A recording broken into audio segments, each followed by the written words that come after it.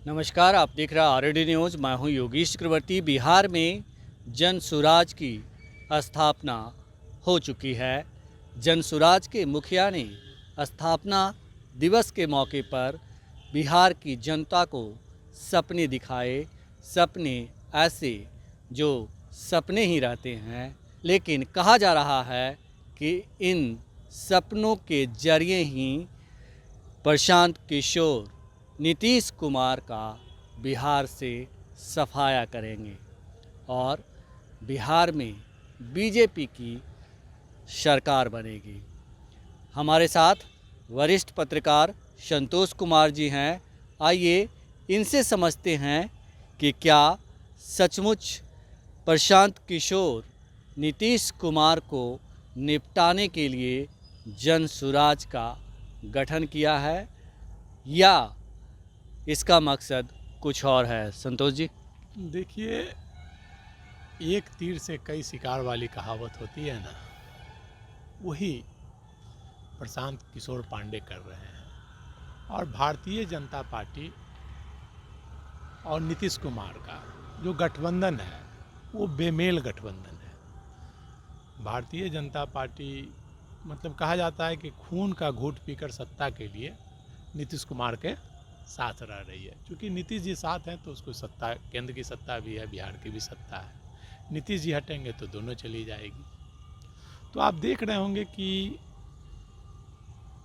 14 से जब से नरेंद्र मोदी आए हैं, नीतीश कुमार और भारतीय जनता पार्टी में 36 का आंकड़ा है।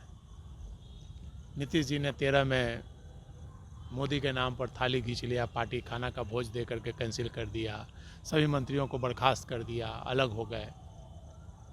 फिर अपना लालू के साथ जो समाजवादी विचारधारा है उनके साथ मिलकर फिर 14 में सरकार बनाए, फिर 15 में सरकार बनाए। फिर उसके बाद भाजपा के चक्रव्यूह में फंसे, फिर भाजपा के साथ चले गए।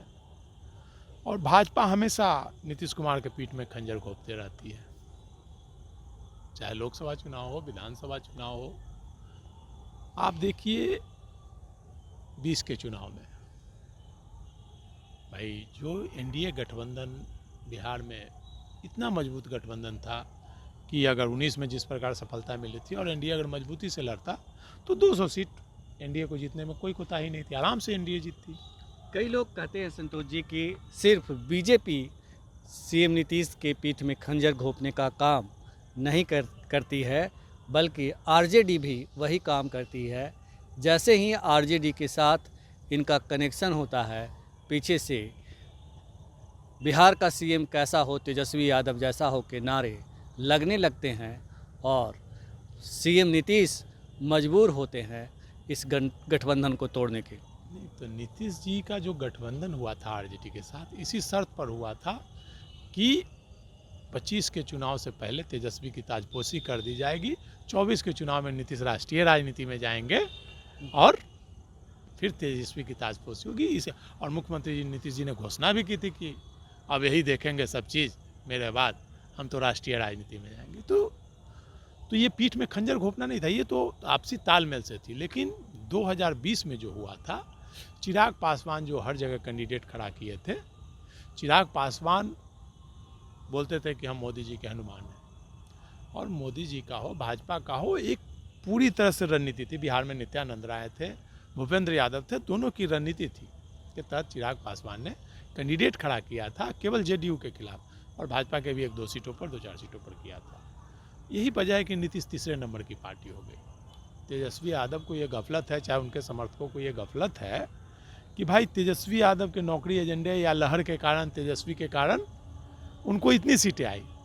वो नहीं आई उनको उतनी सीटें, वो चिराग पासवान के कारण, चिराग पासवान ने जो वोट काटा उसके कारण जदयू का जहाँ जहाँ कैंडिडेट, आप देखिएगा तेजस्वी ज़्यादातर उन्हीं सीटों पर जीते जहाँ जदयू का कैंडिडेट था। कुछ ज़्यादा सफलता मिली जहाँ जदयू के कैंडिडेट थे। वहाँ पे चूँकि चिराग पासवान ने हर जगह लगभग 10,000 से लेकर 30,000, 40,000 तक वोट काटा। वो जो वोट काटा उन्होंने, तो वही वोट से आरजेडी को जीत मिली। बिल्कुल। तो ये गफलत में लोग हैं और यही वजह है कि आरजेडी को सफलता मिली। और भाजपा उसके बाद देखी कि नीतीश कुमार आरजेडी के साथ चले जाएंगे तो भाजपा फिर नीतीश जी को चीफ मिनिस्टर बना दी, लेकिन तख्ता पलटने की तैयारी करती रही। आरसीपी के माध्यम से तख्ता पलटने की तैयारी रही। जैसे ही नीतीश जी को पता चला फिर लालू जी के शरण में चले गए। एक बात संतोष जी कि जिस तरह से चिराग पासवान की वजह से सीएम नीतीश तीसरी पार्टी बन गए बिहार में, और अब कहा जा रहा है कि जो जन सुराज का गठन हुआ है वो नीतीश को फिनिश करने के लिए हुआ है, कैसे देख रहे हैं? क्या प्रशांत किशोर नीतीश कुमार को फिनिश कर पाएंगे? देखिए, अगर एनडीए मजबूत रहा, चिराग पासवान, भारतीय जनता पार्टी, नीतीश कुमार, जीतन राम मांझी और उपेंद्र कुशवाहा, ये चारों अगर एकजुट रहे गोलबन, तो नीतीश जी फिनिश नहीं हो सकते हैं। हाँ, लेकिन नुकसान नीतीश जी को ही पहुंचाएंगे, नीतीश जी को भी और लालू यादव को भी, दोनों को। प्रशांत किशोर पांडे जो हैं, पीके पांडे कहिए, तो उनका जो कॉम्बिनेशन है वो क्या बोल रहे हैं, वो हिडन एजेंडा लेके चल रहे हैं, जो जुमलेबाजी कर रहे हैं, जो नरेंद्र मोदी जी ने किया था और एजेंडा इन्हीं का तय किया हुआ था। 2 करोड़ नौकरी देंगे, 2 करोड़ रोजगार देंगे, 15 लाख रुपए लाएंगे, भ्रष्टाचारियों को जेल भेजेंगे। क्या हुआ क्या? तो फिर प्रशांत किशोर पांडे वही काम करने जा रहे हैं। उनका एजेंडा भाजपा की बी टीम के रूप में है। आप जान लीजिए ना भाई, अगर वो भाजपा की बी टीम नहीं रहते, कहाँ से पैसे आ रहे हैं उनके पास इतना? क्या वो हिसाब दे रहे हैं कहाँ से पैसे आ रहे हैं? क्या इनकम टैक्स का छापा उनके यहाँ पड़ा कभी? इतना पैसा कहाँ से आ रहा है? अब उनका भांडा फूट रहा है। लोग जन जन में अब प्रचार चल रही है कि वो भाजपा की बी टीम है। तो हो सकता है दिखावे के लिए इस ईडी का छापा भी उनके यहाँ पड़ जाए, तो आश्चर्य नहीं कीजिएगा। चंदा भी लेने लगे दिखावे के लिए उनके यहाँ छापा पड़ जाए, फिर वो अपना दिखा जाए कि नहीं भाई प्रशांत पांडे क्लीन चीट है, उनका कमाई का है ये सब चीज़। क्योंकि व्हाइट मनी और ब्लैक मनी का खेला बहुत ज़्यादा होता है, करोड़ों करोड़ रुपए पानी की तरह बहाए जा रहे हैं। तो ये प्रशांत पांडे मुझे लगता है कि नीतीश जी को फिनिश करने की तैयारी में है, और नीतीश जी ही नहीं, नीतीश जी के साथ लालू प्रसाद को भी फिनिश करने की तैयारी में है। और मुझे लगता है, अब कहाँ तक ये तो चुनाव के वक्त पता चलेगा, मुझे लगता है ये पूरा प्लान जो है ना मास्टर प्लान है, और ये पूरा बीजेपी का मास्टर प्लान है। और इस बार चिराग का भांडा फूट चुका है, तो इस बार पीके पांडे हैं। और उनका जो कैंडिडेट आप देखिएगा वो क्या बोल रहे हैं, कैंडिडेट का उनका क्या क्राइटेरिया है। कैंडिडेट का क्राइटेरिया होता है चुनाव के समय ना, पहले ही वो कर रहे हैं कि इस जाति को इतना टिकट देंगे। आप देख लीजिएगा, मैं आप बता दे रहा हूँ, एकदम वैसे ही कैंडिडेट को देंगे जो आरजेडी का वोट काट सके। जैसे चिराग पासवान ने किया था, वैसा ही कैंडिडेट दिया था जो जदयू का वोट काट सके। ओवैसी ने वैसा ही किया था जो तेजस्वी का वोट काट सके। तो दोनों पिछले चुनाव में बीजेपी का बी टीम, आम लोगों में चर्चा है कि वो बीजेपी के बी टीम थे, और दोनों ने दोनों का नुकसान किया।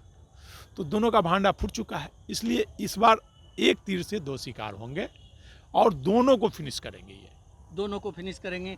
आपको क्या लगता है कि प्रशांत किशोर, जिस तरह से आप कह रहे हैं कि दोनों को फिनिश करेंगे, तो सीएम नीतीश जो इस बार सीटें लाए उससे भी कम सीटें हो जाएगी उनकी?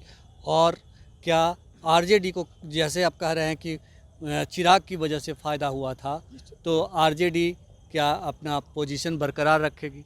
देखिए, अगर एनडीए एकजुट रहा, चिराग पासवान बाहर नहीं निकले, चिराग, नीतीश, उपेंद्र कुशवाहा, मांझी और बीजेपी अगर एकजुटता से लड़ी, तो निश्चित तौर पर तेजस्वी यादव अपना पुराना प्रतिष्ठा नहीं बचा पाएंगे, नुकसान उनको होगा। क्योंकि केवल पीके पांडे कुछ नहीं कर सकते, वो केवल बस मार्केटिंग कर सकते। कल ही देख लिए, कुर्सी तक नहीं बढ़ पाए, कुर्सी खाली रह गई। और उनके भाषण के समय, जब वो भाषण दे रहे थे उस समय कुर्सी खाली रह गई।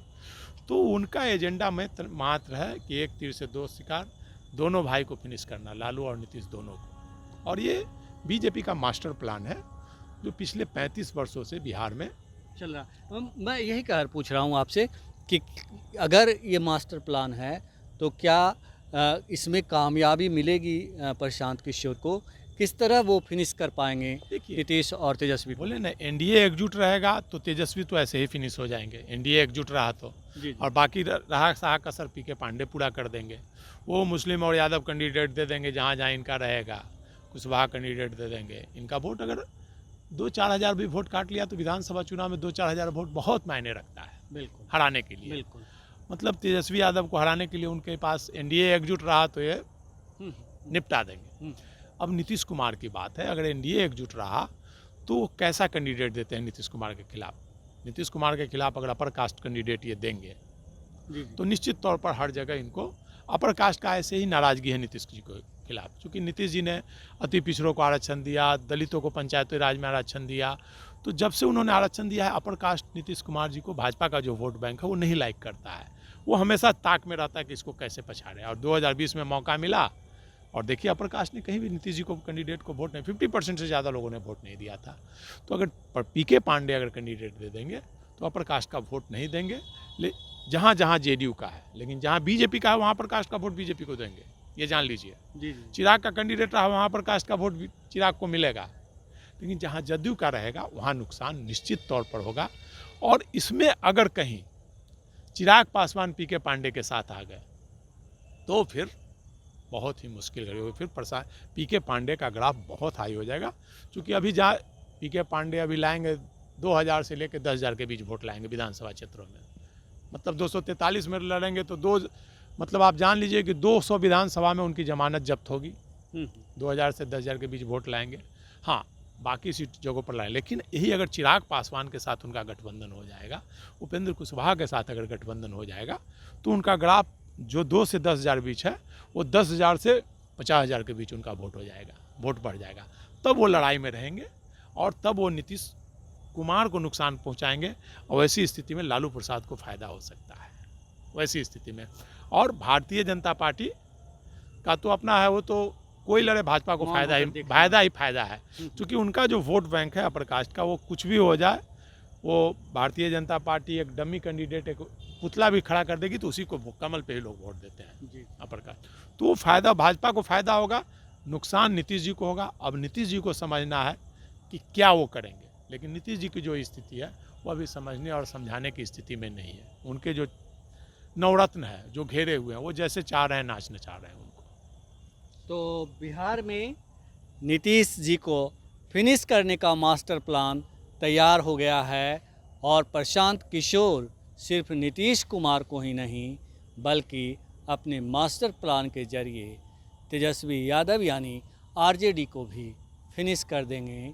2020 वाली स्थिति तो कतई नहीं रहेगी। फिलहाल इतना ही। आप हमें फेसबुक पर फॉलो करें, यूट्यूब पर सब्सक्राइब करें, लाइक करें, शेयर करें और कमेंट्स कर अपना महत्वपूर्ण विचार और सुझाव जरूर दें। धन्यवाद।